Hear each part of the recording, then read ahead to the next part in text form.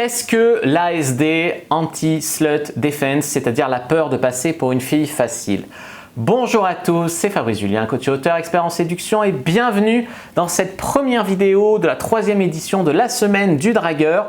Un jour, pendant une semaine, un jour égale un concept de séduction que je développe ici. Aujourd'hui, l'ASD, donc littéralement le bouclier anti-pute, la défense anti-pute, c'est-à-dire que vous savez bien, vous êtes peut-être aperçu à quel point la réputation et les apparences sont importantes aux yeux d'une fille. Et aucune fille ne veut passer pour une fille facile, ne veut passer pour une salope, etc. Alors si vous me suivez depuis un moment, c'est acquis que la plupart des filles aiment le sexe, ont envie de sexe, sont programmées pour ça. Elles peuvent même avoir plus de plaisir que nous, elles ont plus de récepteurs de plaisir. Néanmoins, elles font souvent, se font un peu prier, elles font des histoires, elles font genre moi je suis pas comme ça, je fais pas ça d'habitude, etc. Alors pourquoi? Eh bien, elles ont cette ASD, eh bien c'est à cause de la pression sociale. C'est-à-dire la pression sociale, c'est le jugement des autres, le jugement de la famille, leur réputation. Dans l'ancien temps, si jamais une fille était un peu de mauvaise vie, elle pouvait avoir plus de mal à se marier. Alors aujourd'hui, les filles sont indépendantes, etc.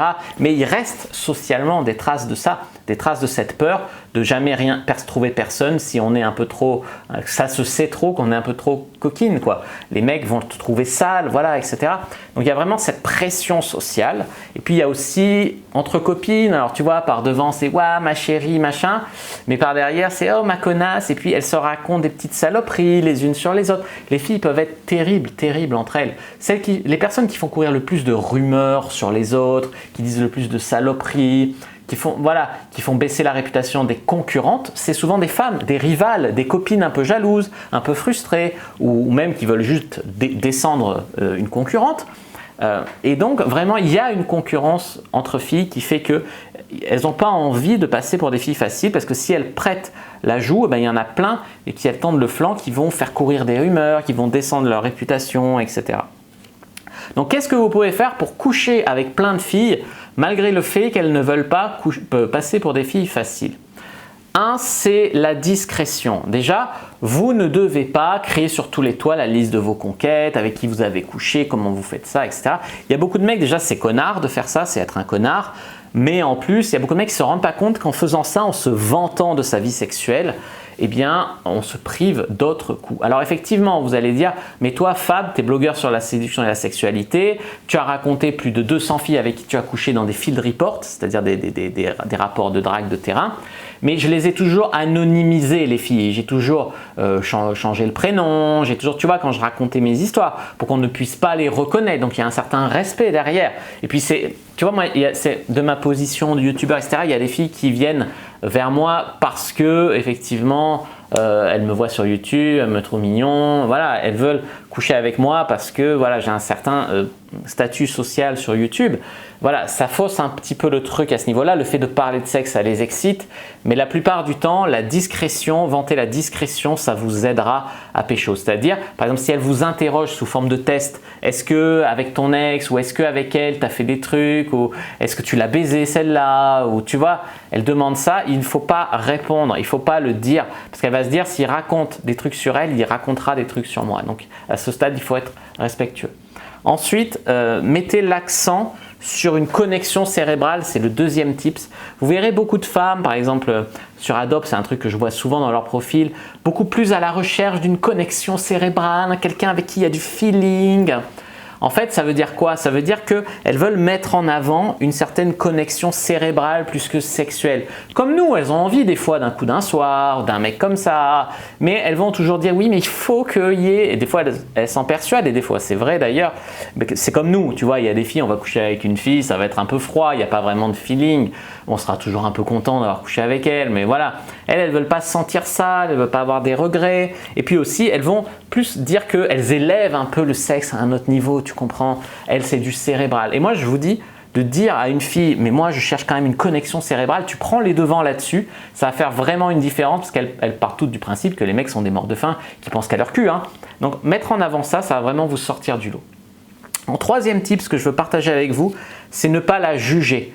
Si vous pouvez la faire parler de ce qu'elle a fait comme expérience la plus folle dans sa vie, de ses ex, etc.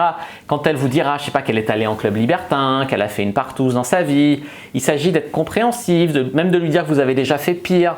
Voilà, il s'agit de ne pas la juger, de la mettre à l'aise avec sa sexualité, ça ne sortira pas d'ici, etc.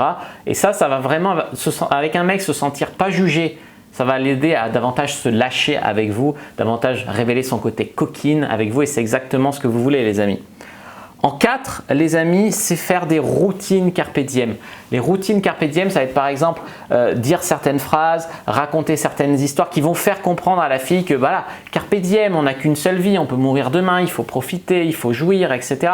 C'est exactement ce que je fais par exemple sur mon profil Adopt, c'est exactement ce que je fais dans la formation Cyprine, sinon j'aurais jamais couché avec 15 filles en un seul mois. Donc dans la formation Cyprine, par exemple, je vous montre vraiment comment je mindfuck un peu les filles, mais c'est pour leur bien et puis c'est avec leur participation, tu vois. C'est pas malgré elles, je les manipule pas, mais je leur explique un petit peu la vie, tu vois. Je leur explique que voilà, carpe diem, et c'est tout à fait vrai. En tout cas, c'est mon point de vue le plus profond. Donc voilà, je vous montre dans la formation Cyprine comment amener des filles grâce à des routines carpe diem à coucher avec vous, à se libérer, etc. Ça les met beaucoup plus à l'aise. Elles réalisent, vas-y, je fais pas souvent ça. Moi, il y en a plein qui sont venus coucher avec moi, des filles. Elles avaient eu 3, 4 partenaires dans leur vie, tu vois. On s'imagine toujours, ouais, t'as couché avec 350 femmes, ça doit être toutes des salopes. Non, pas forcément. J'ai même eu des filles vierges. J'ai dépucelé 4 ou 5 filles, tu vois. Donc c'est pas vraiment, il faut pas juger la fille parce qu'elle se lâche, c'est forcément, tu vois. On revient sur ces jugements-là. Déjà, il y a une part de ça. Et puis alors, ça doit être des moches, ça doit être pas du tout. Au contraire, les filles les plus jolies sont celles qui vont se lâcher le plus. Dernièrement, j'ai eu une fille, elle était 24 ans, hyper belle, hyper mignonne, une petite brune, voilà, une petite infirmière canonissime, un petit peu timide au lit, pas trop à l'aise. Et les amis, c'est priceless de coucher avec ce genre de fille, c'est vraiment extraordinaire. Je souhaite à tout homme de vivre ce genre de truc, c'est pour ça que je partage mon savoir. Et en 5, les amis, ça va être des techniques qui vont relever du time bridge. Alors le time bridge, c'est quoi? C'est faire un pont vers l'avenir. C'est par exemple dire à une fille, oui mais alors peut-être dans 6 mois on ira à la mer, ou quand tel film sortira on ira le voir au cinéma. Ça la projette dans le futur avec vous et ça la rassure sur le fait que vous n'allez pas juste la tirer et la laisser tomber. Même si peut-être que c'est ce que vous allez faire. Parce que je veux dire, on peut ne pas être un connard, mais tu couches avec une fille et c'est minable et tu n'as pas envie de remettre ça malgré toi. Même si au début tu étais sincère dans le fait de dire que peut-être tu la reverrais. Là non. Donc voilà, il s'agit de la projeter dans l'avenir de manière sincère. Après si ça se fait pas, ça se fait pas. Les gens ils disent souvent plus tard je ferai ça, plus tard on fera ça. Combien de fois on vous a fait des promesses qu'on n'a pas tenues? Bah voilà, c'est tout, c'est pareil, c'est la vie, tu vois.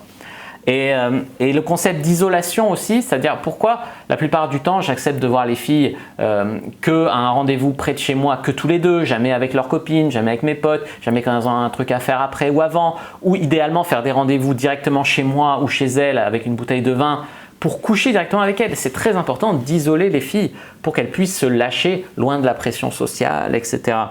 Voilà, donc c'est vraiment, tu vois, aussi retourner le pricing, ça va vous aider avec l'ASD à faire comprendre à la fille qu'elle a envie de vous. Quand vous la draguez et puis vous lui dites « Et toi, mais je suis pas sûr que tes techniques de dragueuse vont marcher sur moi ».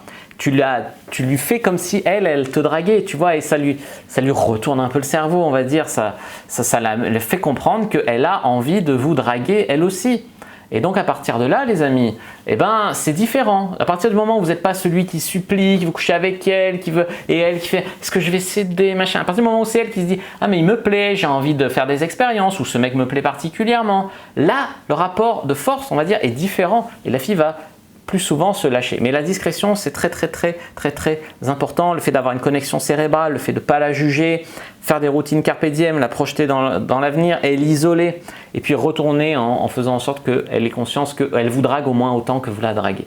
Voilà les amis, j'espère que cette première vidéo de cette nouvelle semaine du dragueur vous aura plu. C'est le cas de se mettre un like sous la vidéo, à commenter.